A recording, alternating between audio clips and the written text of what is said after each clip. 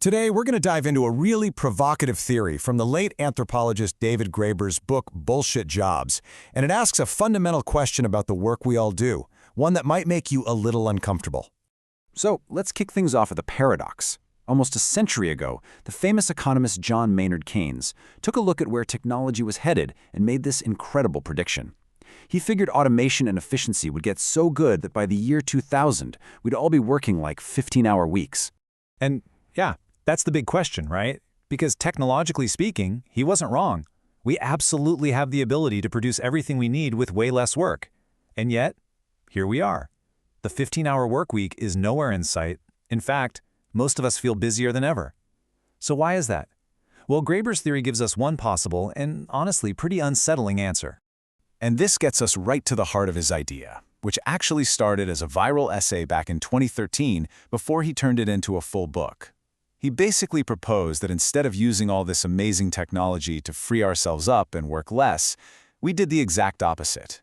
We just invented a whole bunch of new jobs that are, for all intents and purposes, completely pointless. Okay, so what exactly is a bullshit job? It's not just a job you hate. The absolute key, according to Graeber, is that it's subjective. The person doing the job is the one who secretly believes it's useless. If the worker deep down feels like their job has no real reason to exist, then, for the sake of this theory, it's a bullshit job. Now, it's really important to make a distinction he talks about a lot.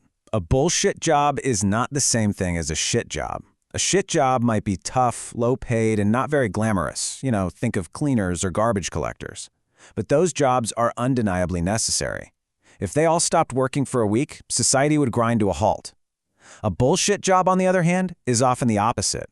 It can be well-paid in a nice office with a respectable title, but if it vanished tomorrow, no one would notice. The world would just keep spinning. And look, you might think this is just some wild idea, but the feeling seems to be incredibly common. After his essay blew up, a polling firm in Britain, YouGov, decided to actually test it. They asked people, does your job make a meaningful contribution to the world? And a staggering 37% of people said no. Think about that. More than 1 in 3 people go to work every day feeling like what they do doesn't matter. So if that many people feel like their work is pointless, what do these jobs actually look like? To make the whole idea a little less abstract, Graeber actually broke them down into 5 main types. Okay, let's run through them. First up, you've got flunkies. These are jobs that basically just exist to make someone else look or feel important, like a doorman whose only job is to open an automatic door. Then there are goons, jobs that have a kind of aggressive element, think corporate lobbyists or telemarketers who you actively try to avoid. Next, duct tapers.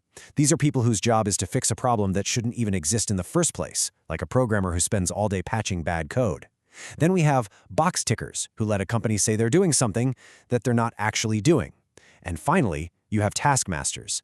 These are the people who manage people who don't need managing, or even worse, their main job is to create more pointless work for other people. Now, I know what you might be thinking. Getting paid good money to do nothing sounds like the dream, right? But Graeber argues it's the total opposite. He actually calls it a form of spiritual violence. And this quote from the book really gets to the heart of that spiritual damage. It points out this huge mismatch between what we say we value as a society, things like art and creativity, and what we actually reward with money and security. Living with that contradiction every day can feel, well, pretty soul-crushing. And the reason it's so miserable comes down to a really basic human need. Psychologists call it the pleasure at being the cause. We are wired to get a deep satisfaction from seeing our actions have a real, tangible effect on the world around us. A pointless job is a direct attack on that fundamental need. It leaves you feeling useless, even if your paycheck is great. So, this leads us to the biggest question of all.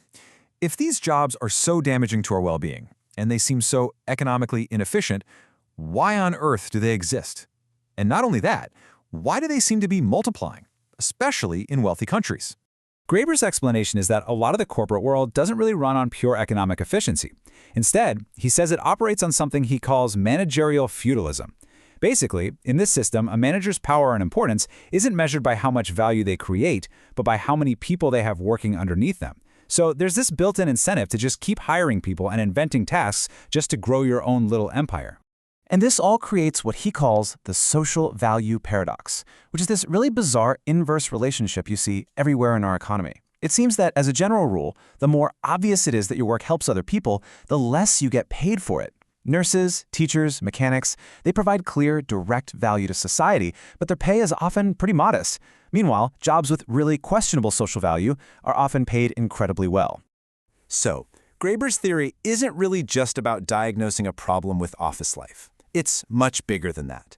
It's designed to make us question some of our deepest assumptions about what work is for, what we think is valuable, and ultimately, what we think a good life is all about. So what's the solution? Well, the book explores some really big ideas, like universal basic income.